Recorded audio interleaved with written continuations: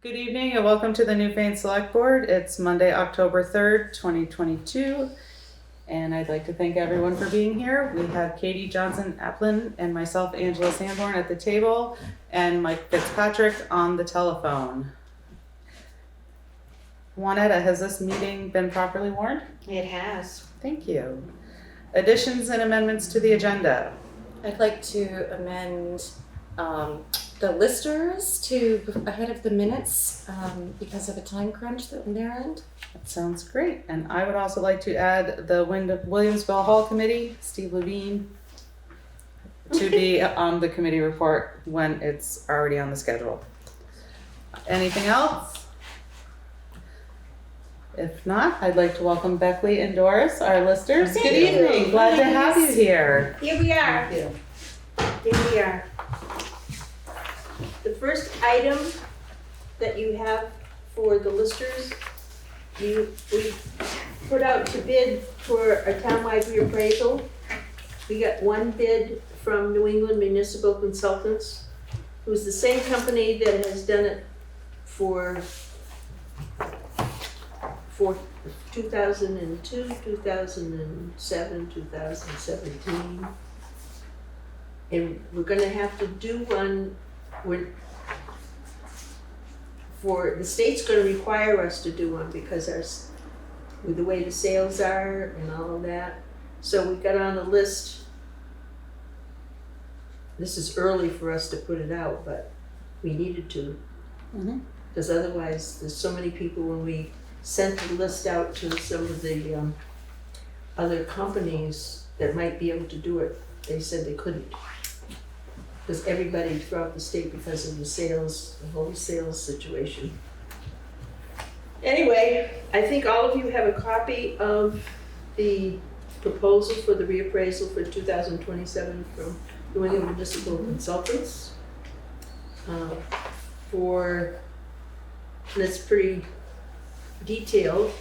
Yes, that's good. And it's what has been done in the past few times that they've done it. There's parcel counts of 1,350, and if it goes above that, then it's another $75 per parcel.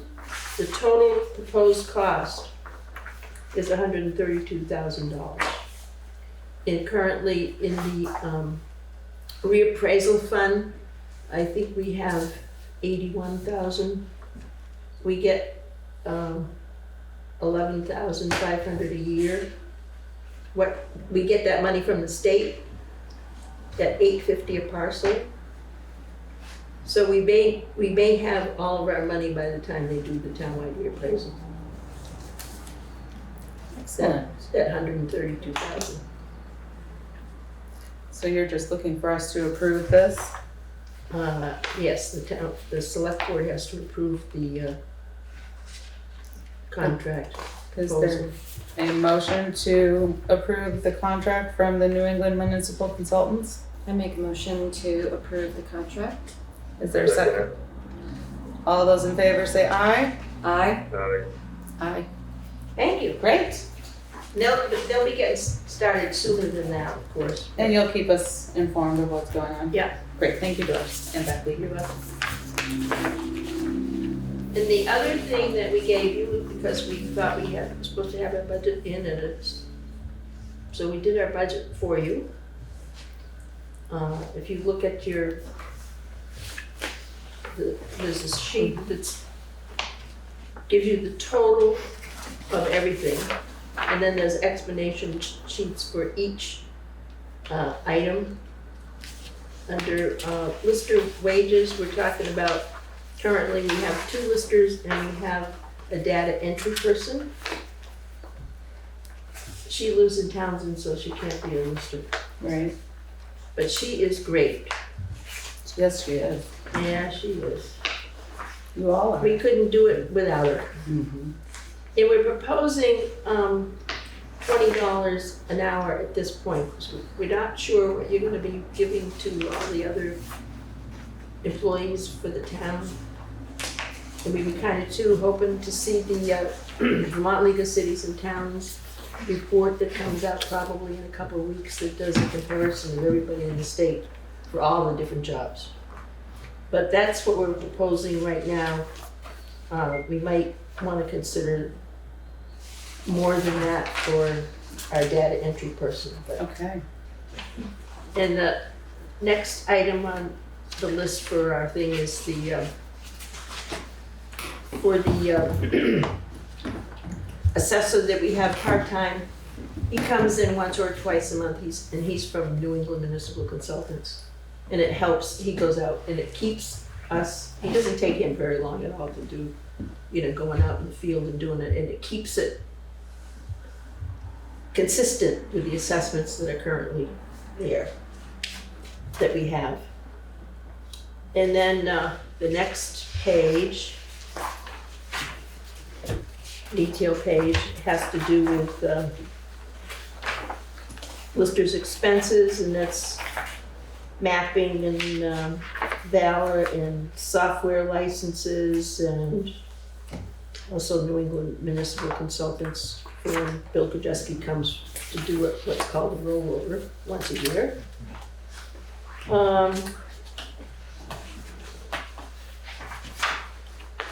Professional development, that's for classes.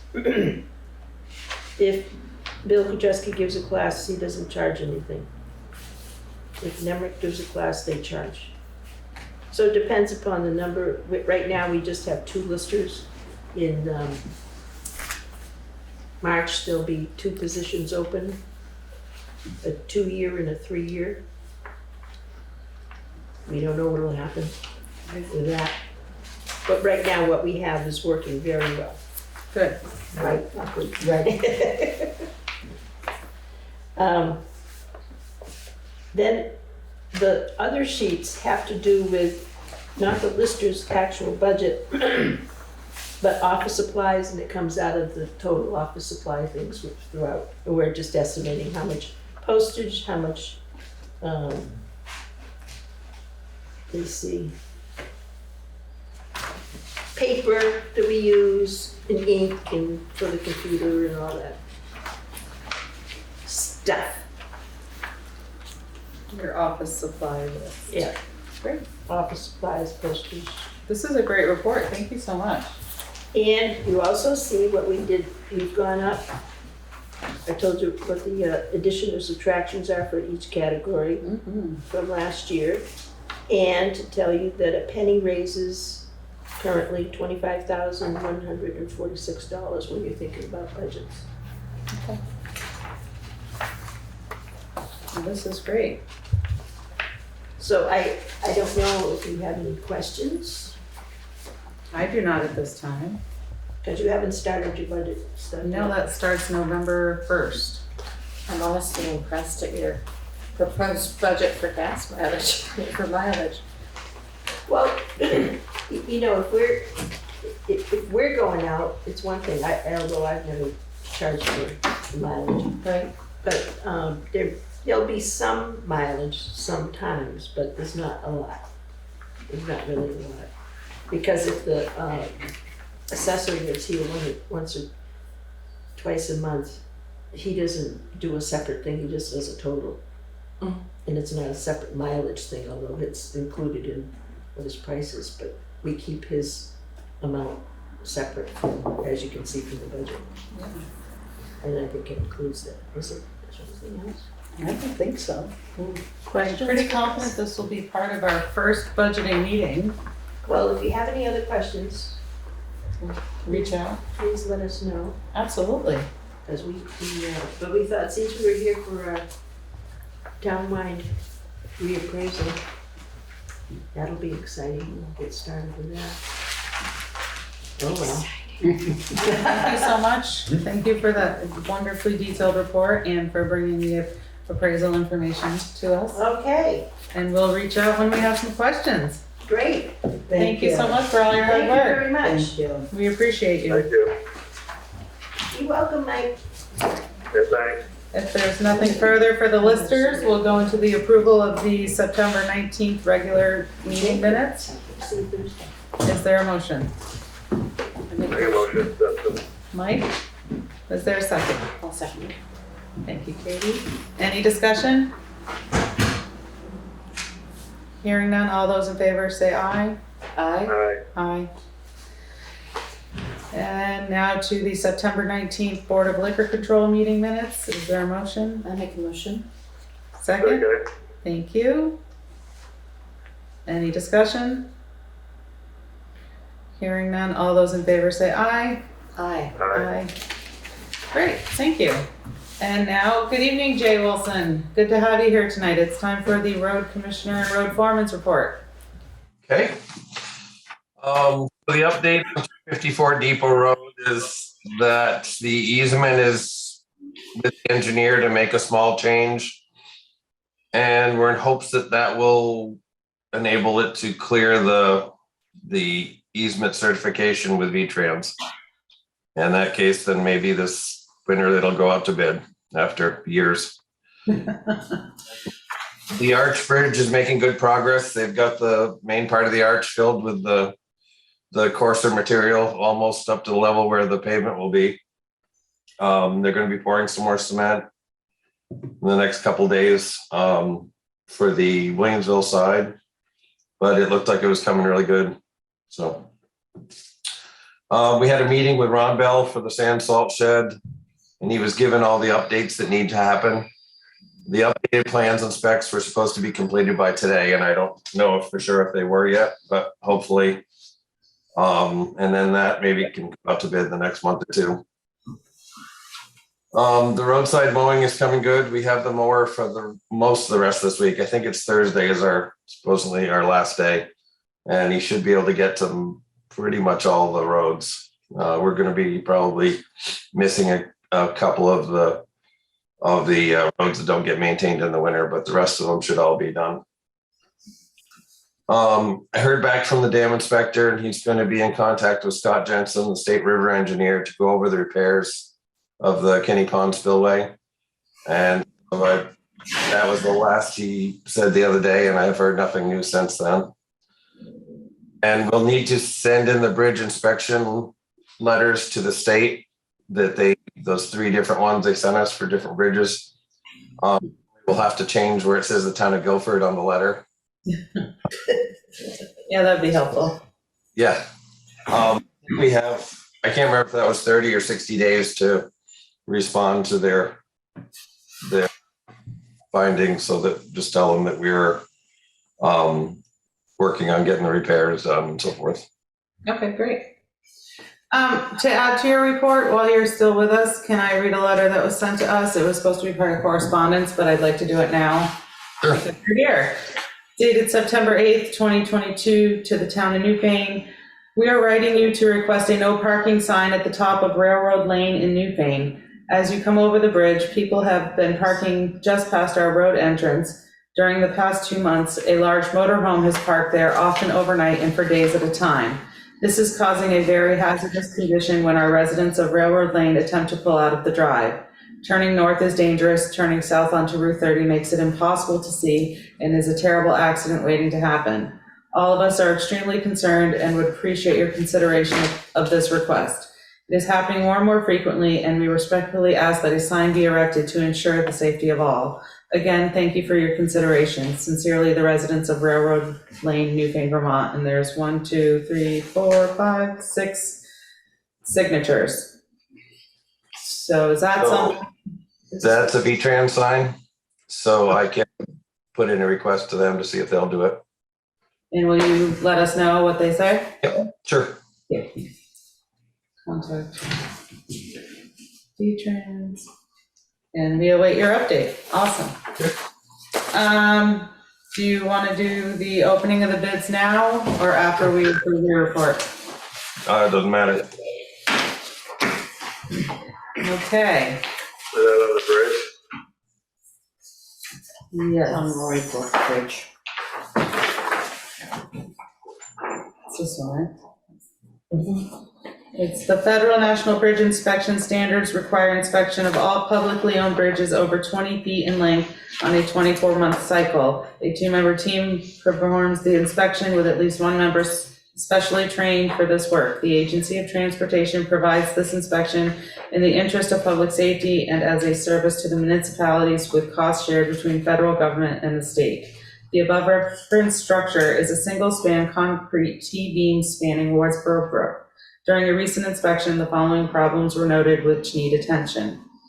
A previous storm since the last inspection has caused localized scour, undermining along both abutments, with abutment 1 being nearly the full length, varying in depth from 16 inches on the upstream side to just a few inches below beams number 2 and 3, and back down to 14 inches on the downstream end. The undermining on abutment 1 varies in penetration from 3 to 5 feet, with the most penetration below beam 2 at 5 feet.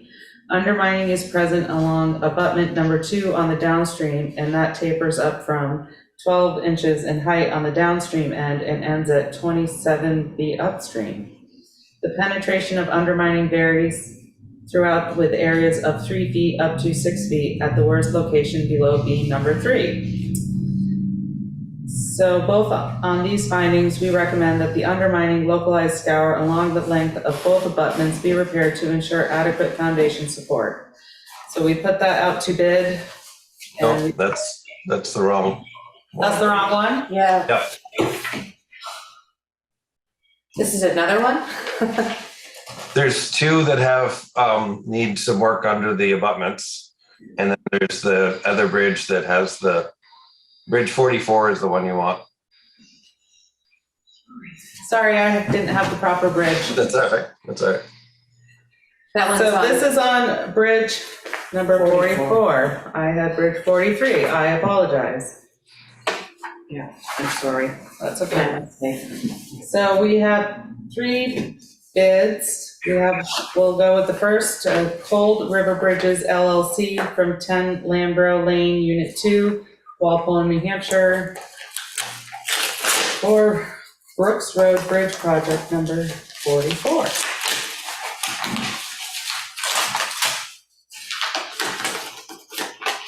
Sorry for the noise.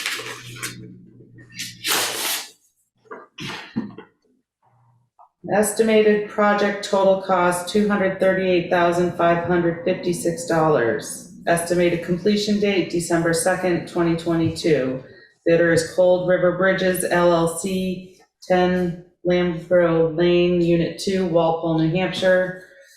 All permits by owner, bridge by 12-2.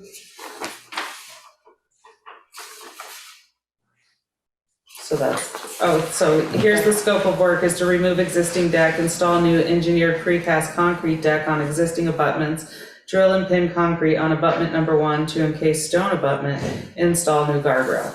There we have it. So that's the first bid. The second bid is from Renaud Brothers.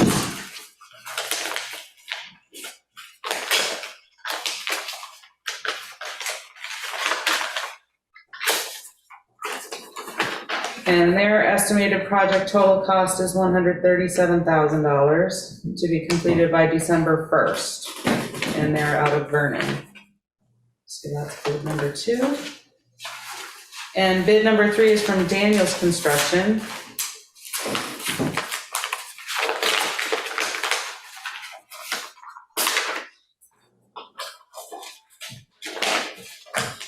And their estimated project total cost is $197,500. And they're from Escutney. And they sent us plans. Completion date. A completion date of November 18th, 2022. Jay, do you have any recommendations on any of these companies? All 3 are good, very good at what they do. It would seem like Renault would be the logical choice on that one. There's no question they would get the job done and do it well, so. I'd make a motion that we go with Renault. I'll second that. Any further discussion? We have the money for it and everything, right? We can take some out of bridge capital, and Renault Brothers did say if we needed to pay for part of it after July 1, we can also do that. They were willing to split up the payment. Wow, that's generous. That's a win-win. All right, so we'll check with Melissa and figure that out, but any further discussion on the motion? Hearing none, all those in favor of having Renault Brothers do the bridge replacement on number 44? Aye. Aye. Aye. And you'll reach out to them and let them know? I'll let all three of them know. That would be amazing. Thanks, Jay. Thanks, Jay. Is there anything further on the road foreman and commissioners report? Hearing none, all those in favor say aye. Oh, wait, Aye. we didn't have a Do motion you have a yet. motion to accept? Okay. I'll Is make there a motion? I'll make a motion. to Mike. accept it. I'll second. Katie, second. Now we'll have the vote. I apologize. Aye. Aye. Aye. It's accepted. Thank you so much. I apologize for that, and I appreciate everything you do. Sure. Thanks. Thank you, Jay. Thank you, Jay. Just a little flustered. I apologize for not having the proper bridge report. Where's the other bridge? 43, Where's that? up on Wardsboro Road. I used to know all of them. That's what got me confused, because it was off in Wardsboro Road. Okay, moving right along, we'll go to the administrative assistance report. Good evening, Juanetta. Good evening. So the Windham Regional Commission has announced a round of grants for municipal road and stormwater mitigation with an October 7th deadline. I was able to find a bylaw modernization grant from the Department of Housing and Community Development. This application deadline is November 1st at 6 p.m. In the fiscal year 2022, there were 31 applications requesting over $687,000. I have included this information for you to review. I have completed the renewal application for the town's insurance policy. The policy is for the town-owned property, vehicles, dam listings for liability coverage, workers' compensation. This is based on the estimated payroll worksheets for fiscal year 2023. VLCT's current coverage currently costs the town $43,991. I'll know what the new fiscal year insurance, but we should plan for a slight increase, I would imagine. Later this week, I will start working on the figures for Blue Cross Blue Shield health insurance. I will have this for the board to review during the budget season. And Doris was the only one to give me a referral for a cleaning service. They are located in Brattleboro. I called and left a message today. I'm waiting for a call back from Tony. Motion to accept the administrative assistance report. Make a motion. Thank you. Second, I'll second it. discussion? Like I mentioned to you earlier to check back with Jenna and see if she might be able to do it as well, if she's available again. And hopefully we can get somebody in here soon. That'd be great. Yes, Doris? That company was, I noticed the truck and the phone number and so forth, they were going to clean Union Hall. Excellent. So you must know who they are. I believe they're hired by Kindle Farm. Oh, that's I can right. check and figure That's it. right, but that's how come I got the number from them. You know, just leaving church and seeing Yeah. a cleaning company. Mhm. Always helpful. Always thinking. Excellent. Is there anything further on the administrative assistance report? Hearing none, all those in favor say aye. Aye. Aye. Aye. Thank you, Juanetta, for your hard work. And now we're at the committee report. We had the pleasure of hearing from the listers earlier, and now we will welcome Steve Levine for the Williamsville Hall report. Good evening, glad to have you. Thank you. Always a pleasure to be here.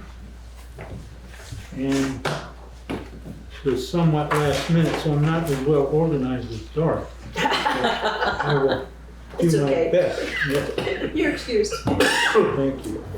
So this is a two-part agenda here. The first thing, after many months, many phone calls, I finally have gotten enough quotes from contractors to do some of the work that was needed at the hall according to the assessment from Jan Lewandowski from the Preservation Trust. So basically what I have here are three parts of it.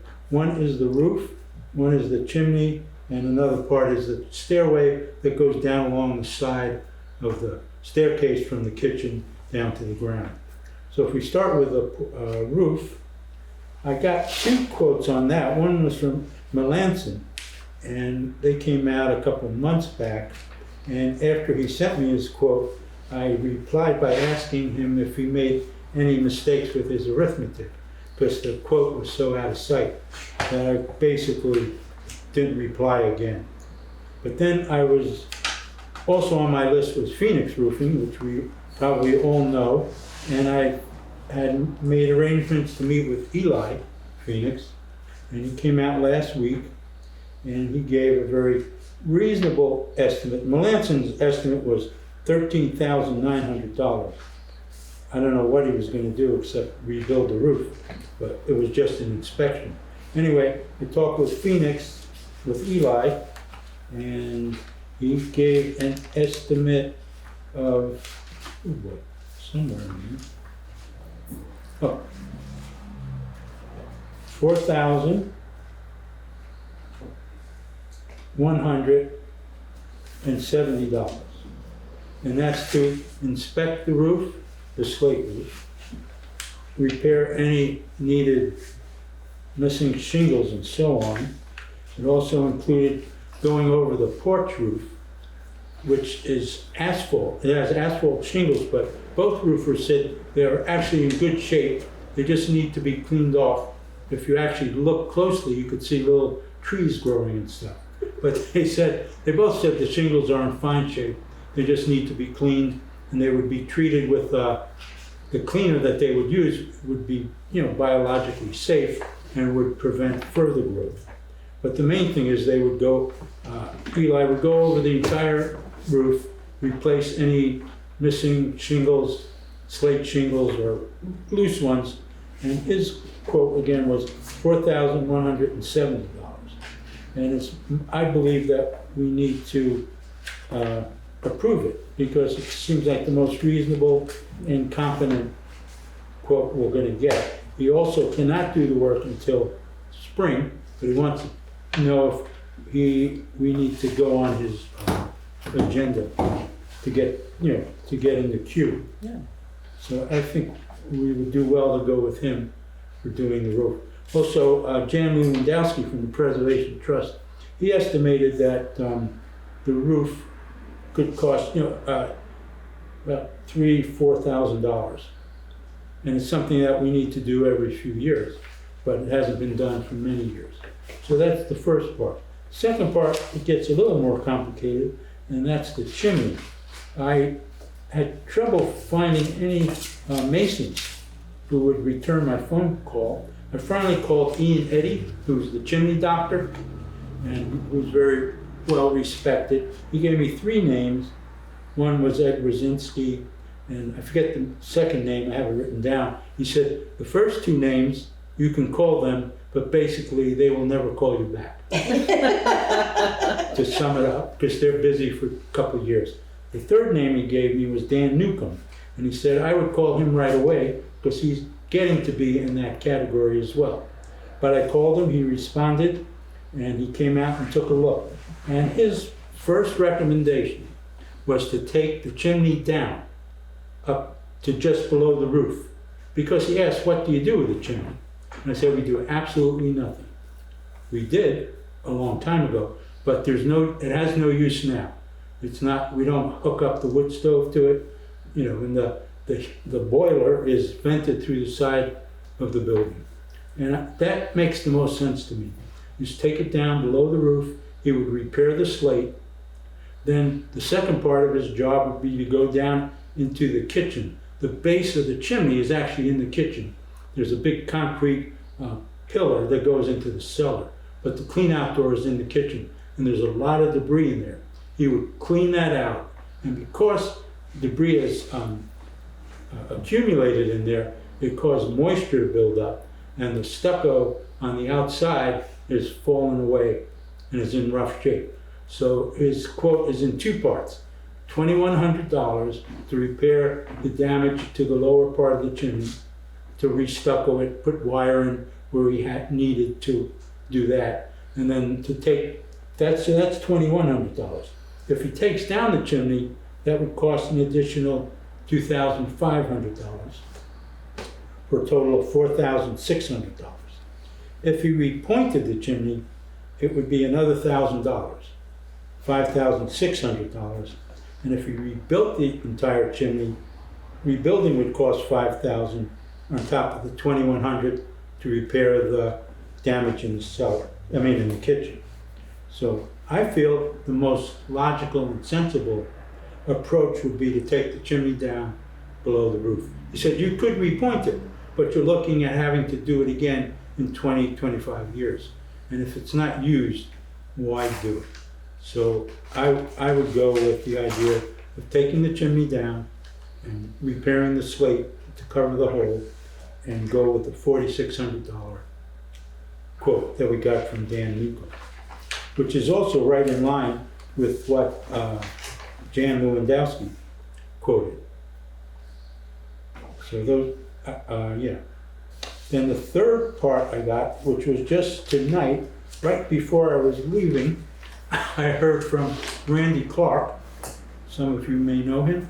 Yes. He's done a lot of work for 3 members of the hall committee, and they all think the world of him. He's very competent and does great work, and he's very reasonable. He gave a quote for rebuilding the stairs, putting a roof over the stairs that go from the kitchen down to the ground level.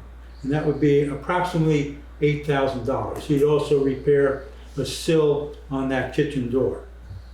And he could also pressure wash the front of the building and paint it, all for $8,000.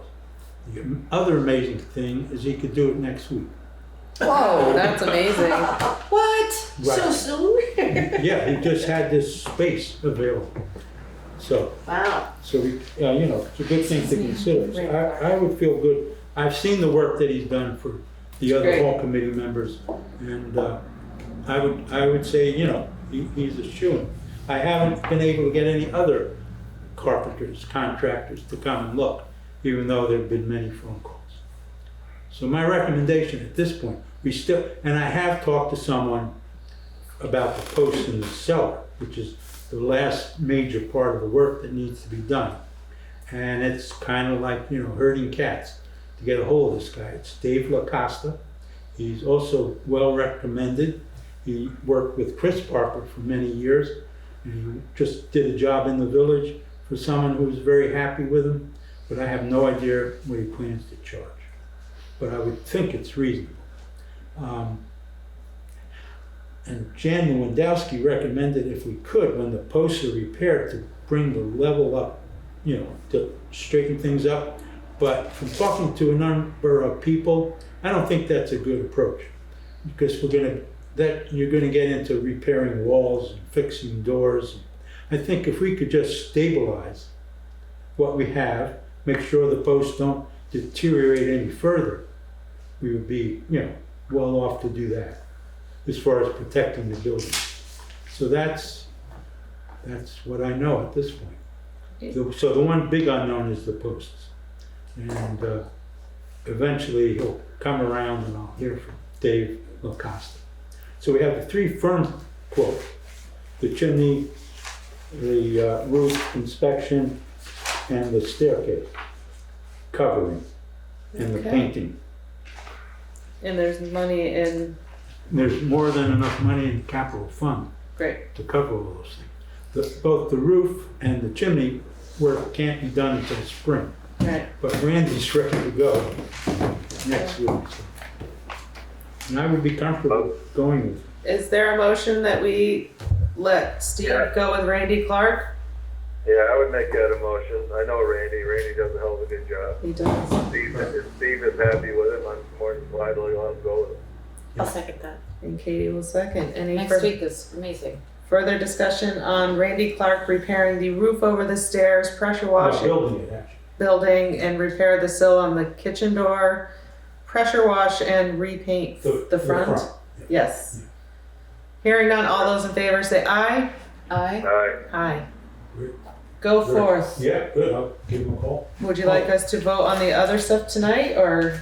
Yeah, because they're anxious to know if we want to go forward so we can get on their schedule. Well, let's For the go spring. to the Yeah, what do you think about the chimney? the roof. We'll start with the roof. Okay, Yeah. sure. That's- We have a quote from Phoenix. Phoenix Roofing for $4,170, and we have a quote from Melanson for $13,900. I'd make a motion to go with Phoenix. Is there a second? I'll second that. Great. Is there any further discussion? Hearing none, all those in favor say aye. Aye. Aye. Aye. Excellent, I'll let him know. Great, and it looks like we have one quote from Newcomb about the chimney, Mhm. So what do you and think of taking it down below the roof? to go with your recommendation? Yeah, I think it's the most sensible. In a sense, if you're a true preservationist, you wouldn't want it removed. But from a practical point of view, it makes no sense to keep it. Okay, so the quote for that, to Was, take the chimney down Yeah. and to include the repair damage to the lower part yes, was 4,600. together, would it be 6,700 together? No, 4,600. 4,600. Oh, I thought the repair to the lower part was an additional 2,100. That was 21, and to take the chimney down was 25. Okay, great. Is there a motion? I'll make a motion, we go with that recommendation. Is there a second? I'll second the motion. Any further discussion? Hearing none, all those in favor say aye. Aye. Aye. Aye. Great, you're finally making progress. Excellent. So you will reach out to all of your folks Yes, and I let them know? Mhm. Yeah, We look forward to hearing updates on your repairs. sure, great. And Hey, once Randy will be again, out there next Monday. I thank Steve for all, and his committee for all the work they do on that building, because without them, you know, I think it'd be a lot worse shape than what it is, you know? Absolutely. Yes. Yes, thank you, Steve. Thank you, Mike. They Thank do a hell you. of a job. Thanks, Steve. Now, the second part of the reason I came here is to deal with mold. The mold question has arisen again. There are people who are very interested in the mold in the hall. And the latest development is Breeze Van Sant took it upon himself to get a do-it-yourself mold testing kit, which he got from Amazon, and I went around with him. We picked 3 places in the building, and you take slides, you push them against the wall where the mold is, you send it to this place in nobody knows where, and then they analyze it and send you a report. The report came back and it showed that there was mold in 3 different places. The one place that was tested was at the bottom of the fire stairway. The one that goes to the cellar, there's a door that goes to the cellar and one that goes out. That's the exit. And that, I'll tell you, it was a mess down there. And it was definitely mold, spider webs, and who knows what else. It hasn't been cleaned or accessed in I don't know how long. So there is mold there. But it's outside. One door leads outside, the other door leads to the cellar. The other place that was tested was behind the baseboard heating in the kitchen. The back, as you walk in the kitchen, the back wall is the foundation wall. So that's built against the ledge. And down by the baseboard heater, there was a spot where there was some mold, and that showed positive. The other place that was tested was on the stairway going from the lobby to the lower level, and there was a patch of sort of gray looking something, and it turned out that that was mold as well. So the first 2 places I mentioned, I'm not surprised. And the third place, that surprised me. So it means that somewhere, perhaps water's getting in there, could be leaking from the bathroom. I don't know, because the bathrooms are above it, against that wall. So it opens a whole can of worms, as you could say. What's the responsibility of the town to provide a totally safe environment. So my point all along since this started is there have been thousands upon thousands of people who have accessed the building and used it over the years. The 3 people involved with the Brattleboro players are the only people that I have heard of who have had allergic reactions to the building. So, so what do? Do you protect everyone in the world? Do you say the building's basically safe? Do you warn people if they have? Now, I know one person who was affected in an email to Annie that she copied said she has severe asthma. The other 2 people, I don't know about. So I'm at this point, what do? Do we get like ServPro in and have them go through the building? Do we get a more accurate and professional test? The one thing to consider is these tests that Breeze did weren't air tests. They were just surface testing. So is there mold floating in the air? We don't know. So again, I have questions. I don't think anyone could, maybe you can't answer them tonight, probably not. Is there any liability involved? Does the town have to provide a space that's perfectly safe for anyone who ever walks in there? That seems extreme. Since the number of people who were affected was such a small percent, the people who use the building. The space that's next to the dining hall, which seems to be perhaps the most contaminated, that was a space that was used for senior meals for years. When there was an overflow, we would put people on tables in that space. I've never heard a complaint from anyone. And other people have used that space for other things. So is it these 3 people who have a problem? Does the building have a problem? Is there mold there? Yes. And I would venture a guess that everyone who lives in an older home in this area has mold somewhere in their house. Yeah. I mean, I'm just going on and on, but I'm trying to present what I know. Well, here's some more comments. Yeah. Ted Collins. I've spent 5 centuries as a general contractor in mold.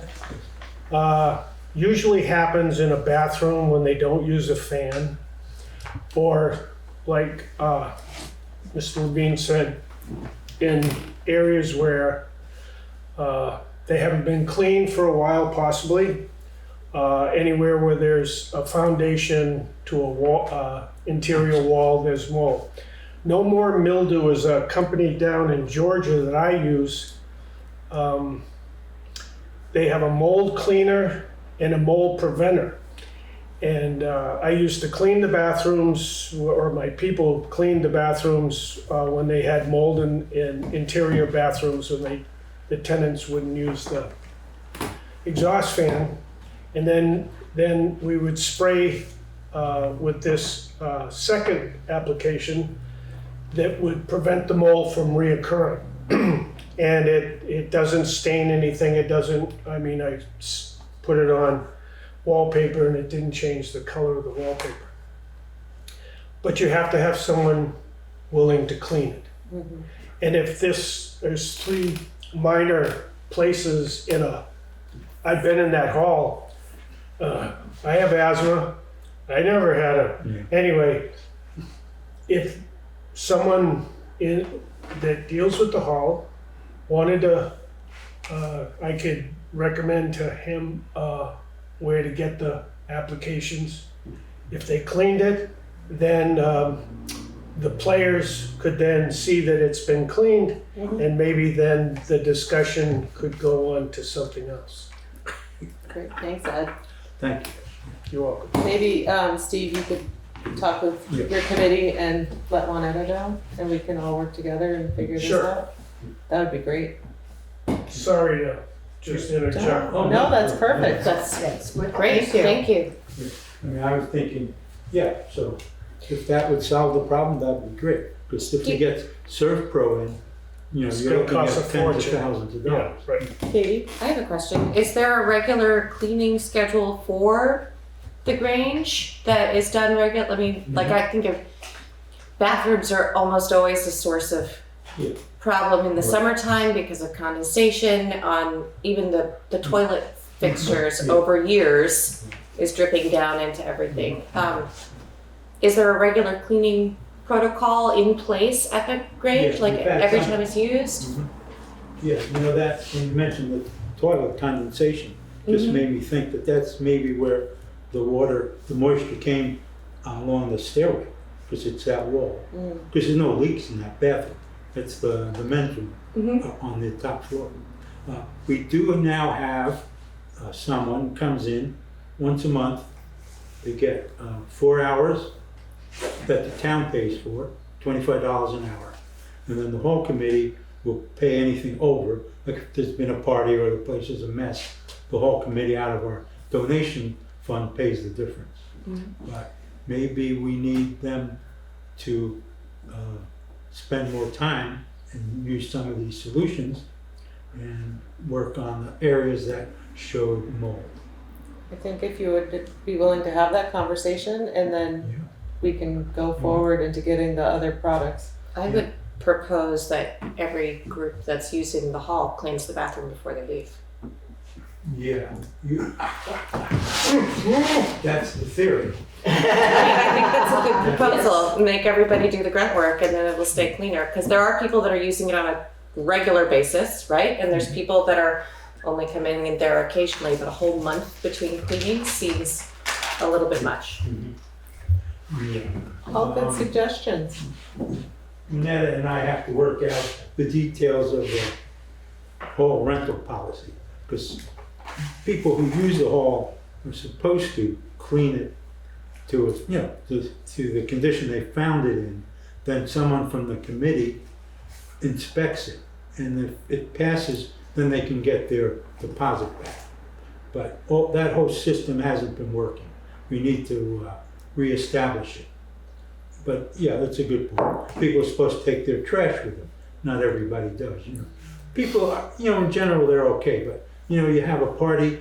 What do you do at the end of a party if it's not at your house? You pack up your stuff and you get out. Right. And that's, people tend not to do the total job they're supposed to do. Well, we look forward to hearing what everyone has to say when you bring this to them. And then we'll figure out what we're gonna do.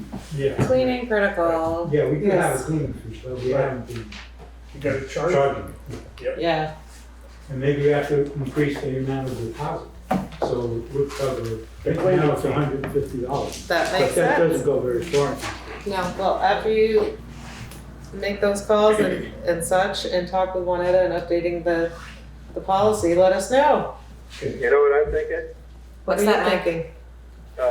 We're having a hell of a time trying to find somebody to clean the town hall. The town office up there. Right. Maybe we should almost incorporate that building into a cleaning program with that in the town office. That way it gives somebody a little bit more incentive to come on and do it instead of just working up, like 2 hours every so often here and then whatever. So maybe they could have a couple hours over there and a couple hours here, and then everything gets clean. So maybe Juanetta could reach out to that company that cleans the hall and maybe see if they'd want to come over and clean this place. Well, But, it's not a company, it's Adam both Julie. our buildings. Adam you know, Julian? why not? I already asked him. Well, Netta's already asked Adam, and apparently that's not a good fit. So we will keep looking for ideas and keep going, and we'll report back. Yeah, if we could find a quote-unquote professional cleaning company who could do the hall, they could do under the toilet, they could, do wherever it A needs to full be. cleaning. Yeah, a total cleaning. All right. Well, we will. Yeah, if you could look into that, I'll look into the products that Ed was talking about. And you'll let us come back and let us know? Yeah. Excellent. Yeah, and in the meantime, I'll contact those 3 contractors. One, Randy Clark, to tell them to get right on it. And the other 2 Absolutely. to put us on their schedules. It's exciting. Good. Thank you so much. Oh, you're welcome. Yeah. Anything further on the Williamsville Hall? No, just come and enjoy it. We will, and we thank you for being here and all that you and your committee do. Thank you, Steve. Yes, Thanks Doris? a lot. I have a question when you talked about the slate roof over Phone there. numbers, Yep, Steve. Has this roof been inspected? not that I know of. Should be. Put your name. Sure. Is it, I mean, every year, Right. you know? I'm not sure. We'll have to After- look into that. Juanita, can you look into that, please? What was that? Sorry. Thank you for that, Doris. Oh, you want to? Okay. Speaking of Phoenix Roofing, I was asking, when was the last time this got inspected? Then we will get on that one. Right, slates down in the, Yeah. after the snow. We're a little behind schedule, so I'd like to, if there's nothing else from No. you, Steve, we always appreciate you being here. Thank you so much. Thanks for your help and attention. You're very welcome. I would like to move on to the scheduled members of the public and welcome the Senior Director of Development, Marketing, and Community Relations, Andrea Seaton from Grace Cottage Family Health and Hospital. Good evening, Andrea. We're glad to have you here. Hi, everyone. I don't know if I can have video or not. Can you hear me? We can hear you. Okay. There you Now I are. have video. I'm on my iPad, so I'm sorry about that, but That's my okay. laptop was tonight. So yeah, I'm here to thank you for all of the. Actually, I'm going to take the video out because it's distracting. Can't do it. I want to thank you for Newfane's support of Grace Cottage over so many years. You've been so supportive, and we are here as an independent rural nonprofit hospital and continue to thrive because of donations like the town of Newfane's and the other towns that support us. The community embraces Grace Cottage. I know many, if not all of you, have used Grace Cottage's services, whether it's the ER, the primary care clinic, the Messenger Valley Pharmacy across the street, our physical and occupational therapy, outpatient and inpatient. The list goes on and on, our inpatient hospital. We are just looking at the statistics because our fiscal year ended on Friday, September 30th, and our volume is up more than 10% in a lot of areas in our primary health clinic and in our ER and in our hospital. So people are voting with their feet and with their donations that Grace Cottage should stay thriving for the community, and we continue to do so. We're working on a new emergency room expansion, which is very badly needed for patient privacy, comfort, and safety. We're seeing more and more mental health cases in the ER, and it's getting to be very, very challenging. So once we get our Act 250 permit, which is taking a little longer to have approved than we would like, we'll be going ahead with a 17 by 42 foot expansion of our ER, which will go out into the parking lot and will include an ambulance porte cochere, which we haven't had before. In the past, patients have had to be wheeled on stretchers across the parking lot. We'll also have an ER waiting room, an ER bathroom, a triage room, a separate entrance for ambulance patients versus walk-ins. It will be amazing once we get it done. We're hoping to start construction this month and finish up by May. And then we'll be able to move on to our next project, which is to build a new clinic. And as you may have read in our newsletter, we received a $5 million pledge for a new clinic building, and we're going to have to raise at least $10 million after that. So it will be a many-year process to get the clinic built. It will be located immediately to the north on Route 35 of our current clinic building. And it will be a 2-story building, about 23,000 square feet. And with all of the providers that we're adding to meet the community's demand, we need the space because we're really bursting at the seams right now. So we're looking forward to being able to do that. But in Vermont, a hospital has to go through a certificate of need process with the Green Mountain Care Board. They have to approve the project, and that can take some time too. So we're a little bit off in time on that. But our patient satisfaction scores continue to be the highest in the state of Vermont.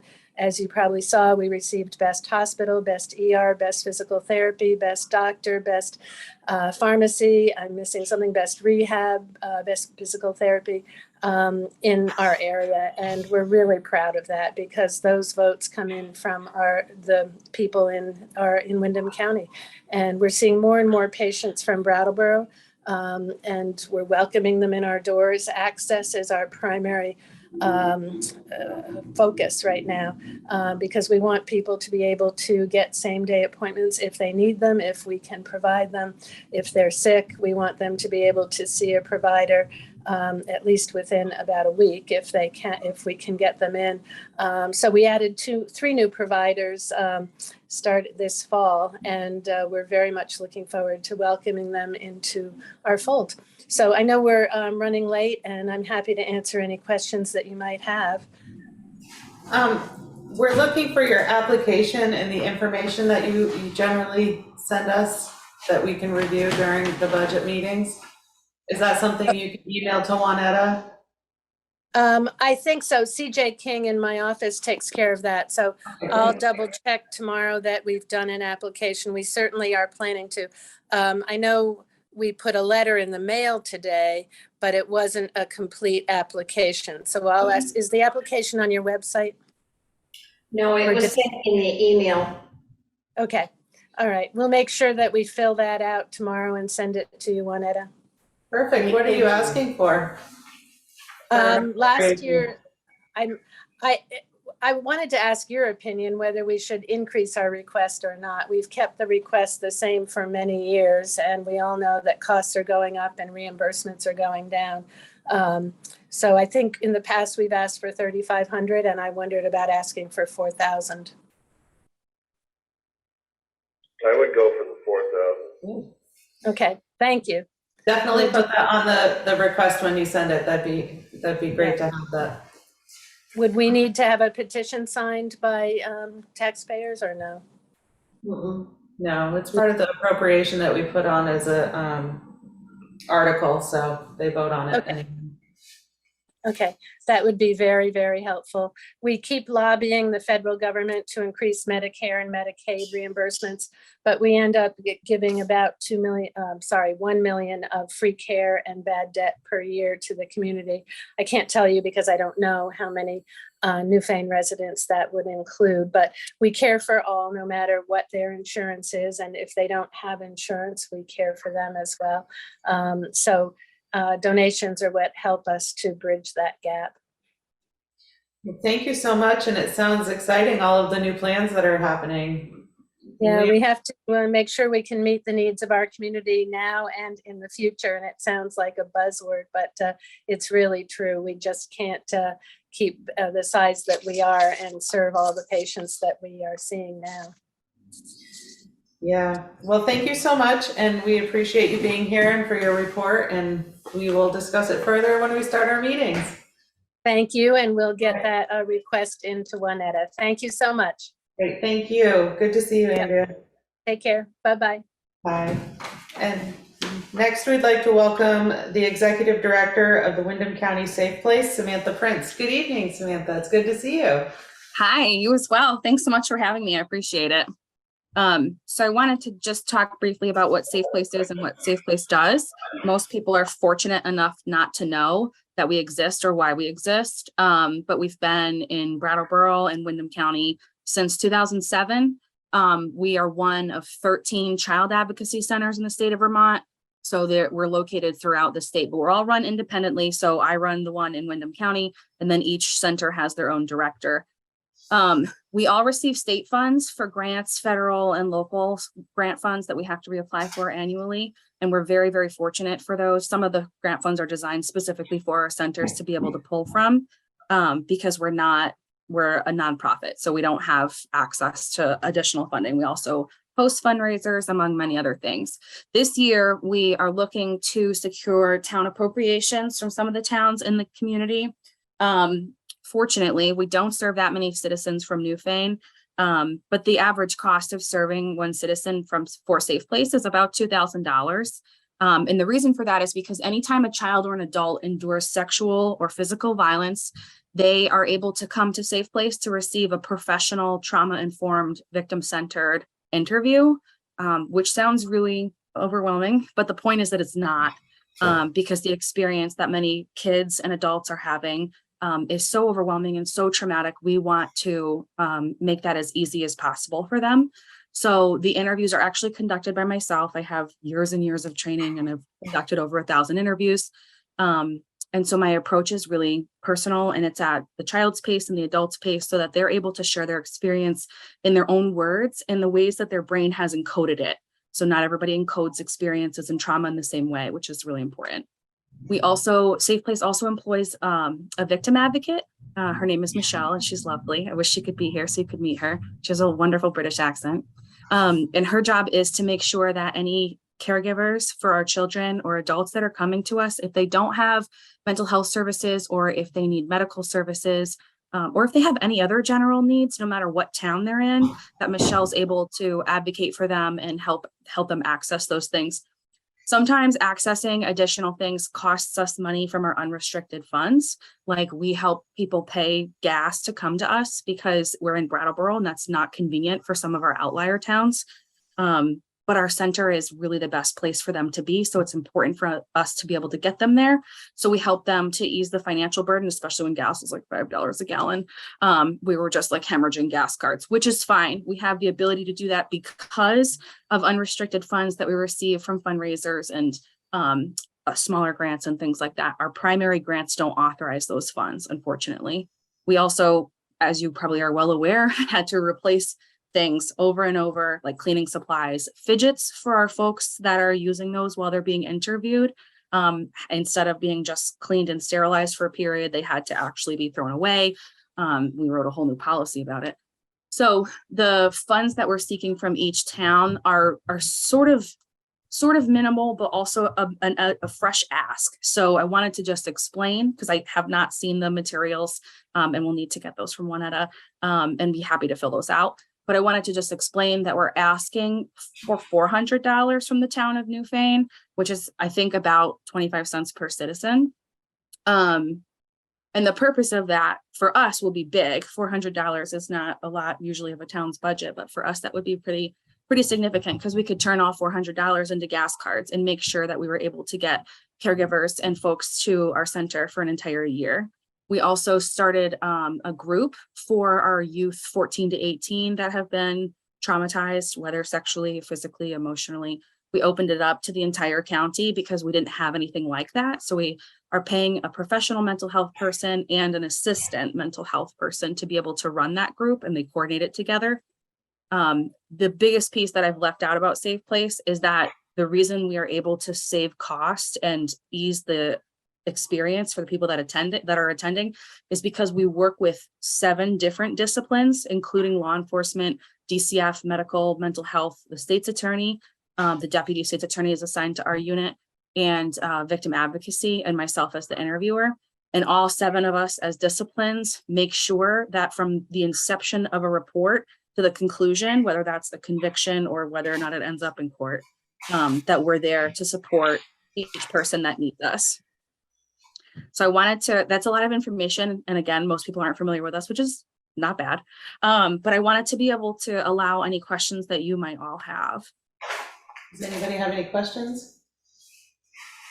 No, I don't. Your work is so important to the community, and we thank you for being here and presenting to us. Thanks for having me. I appreciate it. Any other questions?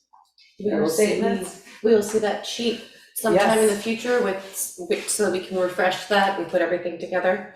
Yeah, absolutely. I'll send it as soon as I get the materials. I'll fire them right back. We'll send Terrific, it out to thank her you. tomorrow? She already has them. It was sent to them already. Okay. Well, thank you so much, Well, Samantha. then I will find them in my email. Excellent. It's good to see you. Glad to have you. Thank you all. Thank you. Thank you so much. Thanks. Okay. Unscheduled members of the public. Would anyone like to speak at this moment? And we will go into old business. There are no ARPA updates tonight. Are there any cannabis updates? I do not yet have an answer for the woman who posed it at the special town meeting. As soon as I do, we'll try again in 2 weeks, and we'll see how that goes. Great. And don't forget to vote by Australian ballot here at the town office, or ballots went out in the mail for October 13th is the official voting day For the cannabis. for the cannabis here at the town office from 9 to 7. And do you have an update on the Financial Data Transparency Act of 2022? I do not. Great. Okay, at our special town meeting, we're moving into new business now. We had a question about moving the date and times of town meeting. Ann Golub, the vice chair of the select board, came up with a note to say how to change the date and time of March town meeting. The question is, can a town change the date and time of the March annual town meeting? The answer is yes, but the choices of when to hold the meeting are limited. We can hold the meeting on the Saturday, Sunday, or Monday preceding the first Tuesday in March, but that's it. Another question, what business can be conducted at a town meeting that is held before the first Tuesday in March? The town can conduct any business on that day that does not require Australian ballot vote. All voting by Australian ballot must be done on Tuesday. Question, how does the town change the date? Answer is changing the date can be voted on by Australian ballot. The LCT offers a model article for the purpose of setting the date for the town meeting. It reads, shall the town change the date of its annual town meeting to the first, second, or third day preceding the first Tuesday in March pursuant to 17 VSA section 2640B. Can I finish this and then? Yes. Okay. Next question is, how does the town set the time of the meeting? And the time of the meeting can be selected by the select board unless the town has voted otherwise. Next question, when does the town vote on the change in date and when does it go into effect? The town can vote at either a duly warned special meeting or at an annual town meeting. The new date would go into effect at the next town meeting. For any example articles, see VLCT page 10 through 11 at www.vlct.org/sites/default files documents/resource/model town meeting. And this was sent and discussed with Deborah Luskin, our town moderator, and her response to Ann was dated September 30th, 2022. To Ann Golub, Vice Chair. Dear Ann, thank you for your research into changing the time and date of town meeting, a question that is frequently raised but has never been followed through. Here are some concerns and additional issues to consider. Historically, generally, in Newfane, a change to an evening meeting results in lower voter turnout. To wit, when the new Brook Joint School Board meeting moved first to a Saturday morning and then to a weeknight in February, a multi-million-dollar budget that used to be voted at the school meeting, held the first Tuesday in March, fell from the 100+ people who attended Newfane's town meeting to 15. Only some of whom were Newfane voters, since this number included voters from Brookline as well. The move from Saturday to a weeknight was due to complaints that people were too busy on the weekends. Frank Bryan, a professor at UVM, has studied participation in Vermont's town meeting for decades, and his student Susan Clark has authored All Those in Favor, copies at the town office. A brief readable synopsis of the data, as well as suggesting for improving attendance at town meeting. The date and time of town meeting has less to do with attendance than the importance of what is being decided. Attendance at Newfane's town meeting has declined precipitously with the separation of the school meeting from town meeting, as well as a lack of real discussion of what is on the warning. As Brian and Clark pointed out, controversial issues bring people to the floor. We've seen this with the turnout for the recent special meetings we've held for the gravel pit and the correction to the tax bills, but not for the hearings for the gravel pit or cannabis, or most notably for hearings prior to the past two town meetings, when we voted by Australian ballot due to COVID. Brian and Clark have also studied who is disenfranchised by moving the meeting. For instance, when meetings happen in the evening, fewer women attend. Many people work on the weekends, especially those in the low end of the labor market. The Newfane school experience shows that people are as unlikely to give up leisure time as work time. Town meeting has shrunk from a well-attended, all-day affair to a poorly attended 3-hour meeting, and that's dragging it out with visits from our Montpelier delegation. While many people say they would like to change the time of the town meeting to a more convenient time, that time differs for everyone. There is no perfect time. How can we decide on a time that will disenfranchise the fewest voters? I think low attendance at town meeting is a symptom of much more than the time that it's held, and that it would be short-sighted to focus on this one symptom and not at the heart of the matter, which is that town meeting has lost meaning. So the question is not just one of what would be a better time, but what would make town meeting more meaningful. Voters turn out when there's controversy and or question they find important. Currently, the only issue that raises any discussion at town meeting is that of special appropriations. The majority of Newfane voters don't find the orderly running of the town important enough to show up, but special meetings where voters are asked to make specific decisions about what the town should do attract bigger turnout, even during the pandemic. All those in favor has lots of ideas for achieving more robust town meetings, some of which I've tried to implement, with little success, lunch and childcare. Nor will changing the time improve voters' knowledge of how to read the town report or town meeting works, which I see as two other barriers to participation. I want town meeting to work, and to work better than it does. I think a comprehensive consideration of all the barriers to participation should be addressed. I thought I could do it as a moderator, but I can't do it by myself, nor do I think the Selectboard can, or even should do it. I think there has to be a groundswell of participation by the voters from throughout the town of Newfane, and I'd be glad to work with others who are like-minded. Sincerely, Deborah Luskin, Newfane Town Moderator. Okay, so, Could I get a copy of those? yes.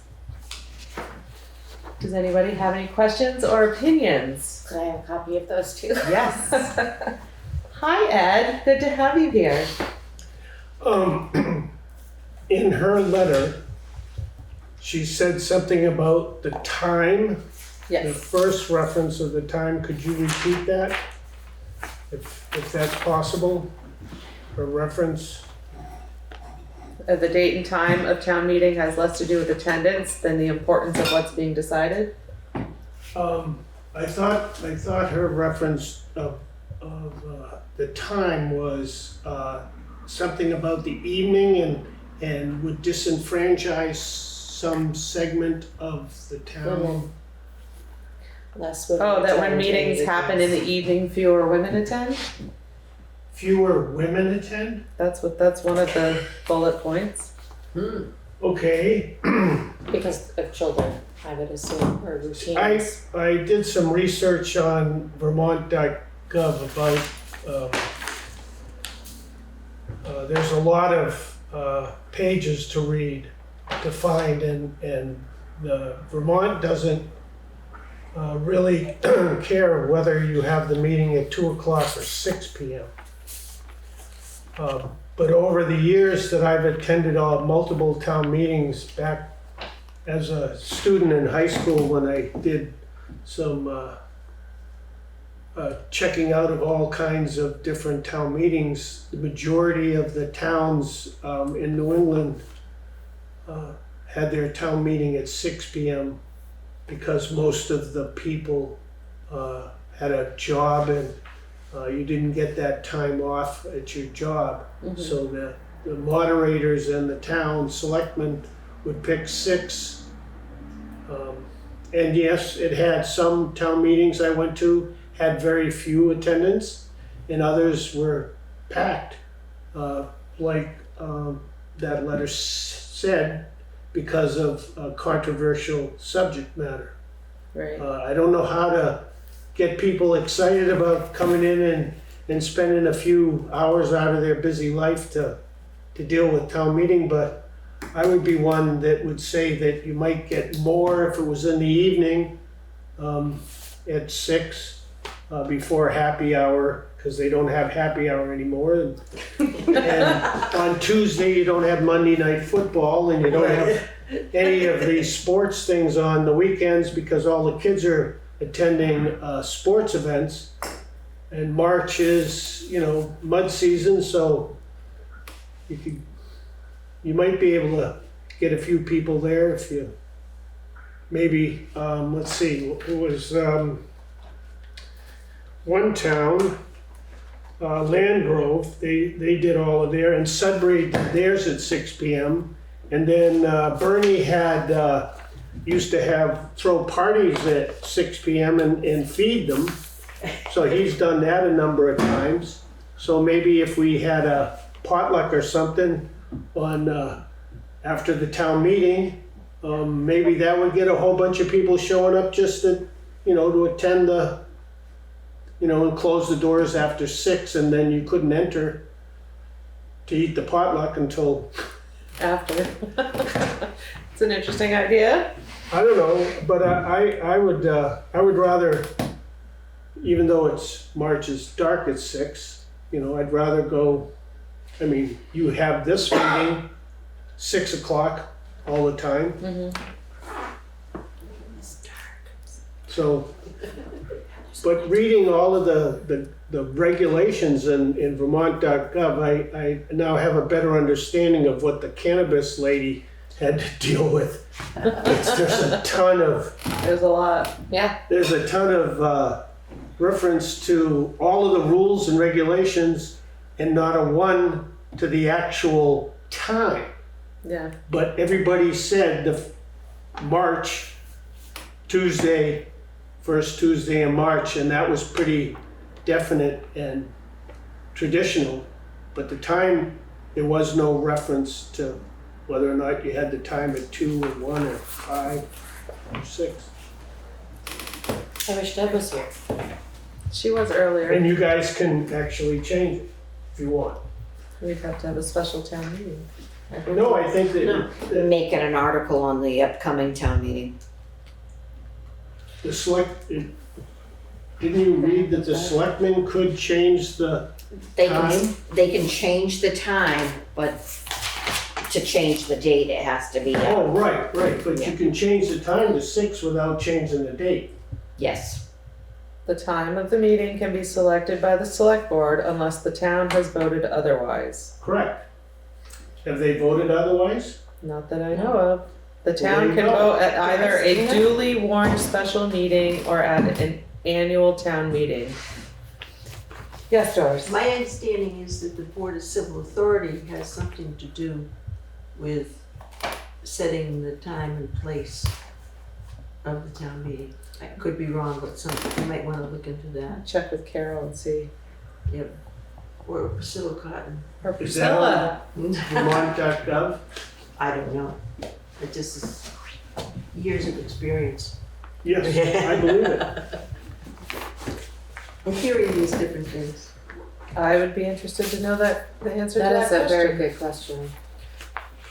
Priscilla, are you there as part of the Board of Civil Authority? Do you know the answer to that question? I think they do location. I don't know that they do the time and place. Could be the location, yeah. I knew they were involved somehow. Hi, Priscilla. Good evening. No audio. Just a minute. We can't hear Austin. She's eating dinner. you. Hi there. What? I'm sorry, you broke up. I think that Doris is correct about changing it's a BCA vote, but I'm not, I wouldn't put money on that bet or anything. On what? The time? Just to change the time. I think Or it's place. location. But it should be looked into.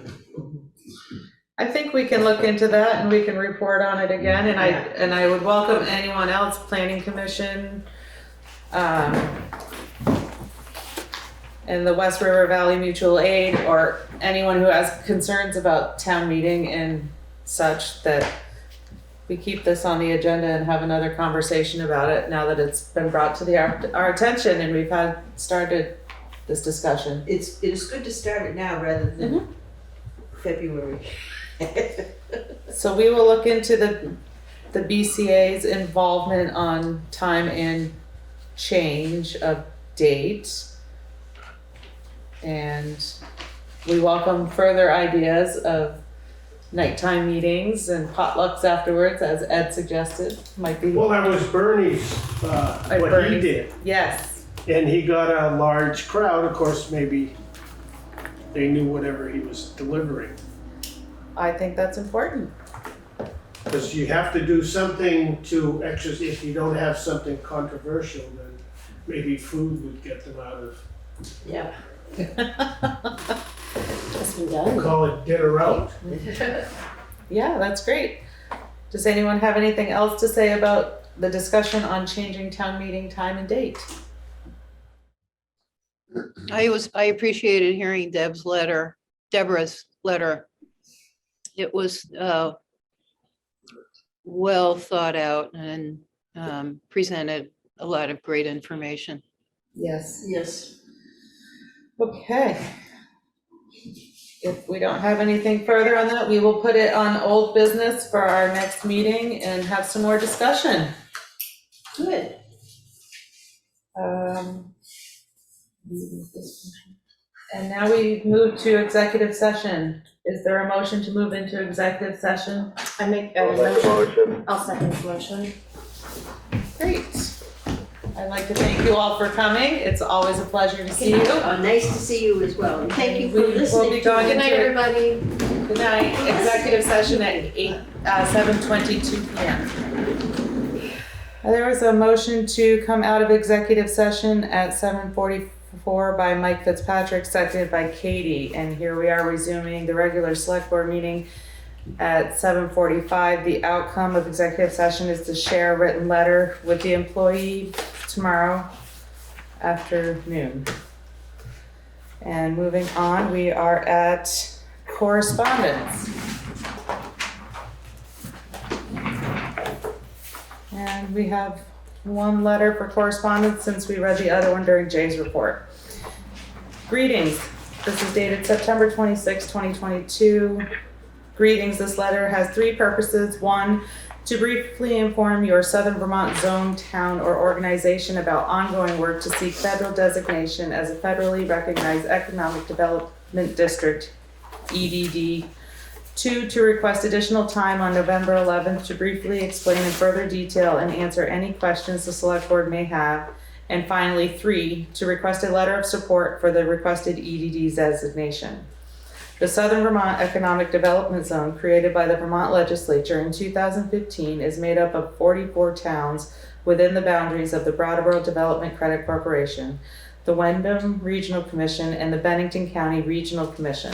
The legislation created a 9-person Southern Vermont Economic Development Zone Committee, which was charged with submitting a report to the Secretary of the Agency of Commerce and Community Development and relevant legislative committees on addressing economic challenges in Southern Vermont. A key finding in the final report was the need to develop a 5-year federally recognized comprehensive economic development strategy, CEDS, for the Southern Vermont zone. A CEDS is a federally approved planning and action tool for strengthening a regional economy. It relies on a broad array of public participants to set realistic goals and, later on, to deliver measurable results. The first Southern Vermont CEDS was completed in 2019 and can be viewed at www.southernvermontzone.com. The 2030 vision for the Southern Vermont Economic Development Zone is that it be home to a resilient, creative, and inclusive community in which businesses and people thrive and prosper.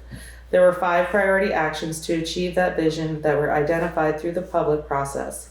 Increase our population, attract more people to live in Southern Vermont, to participate in the community, the workforce, and support the business and civic environment. 2, improve our physical infrastructure, make the critical infrastructure improvements so that Southern Vermont is resident and business ready. 3, enhance our social infrastructure, improve quality of life and stability for residents. 4, expand our business infrastructure, create an environment that will encourage more jobs and opportunities in Southern Vermont. 5, develop our economic development capacity, enhance the ability for economic development professionals and partners to play a role in implementation. The work to implement the CEDS is not assigned to any one partner, but is largely driven by the 4 Southern Vermont Regional Planning and Development entities: Brattleboro Development Credit Corporation, Windham Regional Commission, Bennington County Regional Commission, and the Southeastern Vermont Economic Development Strategies effort. Annual reports on CEDS implementation can be found at www.sovermontzone.com. In an era of scarce resources, rural areas need to work together. Southern Vermont is a good bit larger than the state of Rhode Island by area, but it has less than 1/10 of the population. We have found reason to work together on natural disaster recovery, CEDS planning and development, and COVID-19 relief programs. The Southern Vermont Economic Development District is a proposed and multi-jurisdictional nonprofit entity which will be recognized at the local, state, and federal levels, and which will lead planning and development of the future 5-year Southern Vermont Zone Comprehensive Economic Development Strategy, and coordinate funding and implementation for locally based and regionally driven economic development capacity and projects within the Southern Vermont Zone. In order for an EDD to be established, a region needs to show broad support for the regional economic development planning efforts. We request a letter of support from the town of Newfane for seeking the EDD designation. We are planning to submit the request for designation in December of 2022. Please reach out to Laura Sibilia at BDCC with any questions about the EDD or support letter request. Thank you, Laura Sibilia, at the Director of Regional Economic Development Strategies, Brattleboro Development Credit Corporation in Brattleboro, Vermont. Great. And that's the only correspondence we have tonight. So do we want to talk about writing a letter in support? Or do we want to look into more information and revisit it at our next meeting? I'd revisit it, look into a little bit more. That was a mouthful. I need time to digest the letter. Great. Can you email us all this letter if you haven't already? Yeah. What is the additional time on November 11th? The second part. November 11th is actually a Friday. So can I get a clarification on that? Yes. Can you reach out to Laura and ask her what she means on that? Thank you. Great. Thank you. And I believe that's all we have for this evening. And now we're going to go into pay orders. There are only 2 of us here to go through and approve. Yeah. I make a motion that you 2 sign the pay order. I'll second it. Any discussion? Thank you, Mike. All those in favor say aye. Aye. Aye. Aye. And with that, we will go into pay orders. I'd like to thank everyone that came and was present this evening. It's nice always to have public participation, and have a great night and stay safe. Thank you.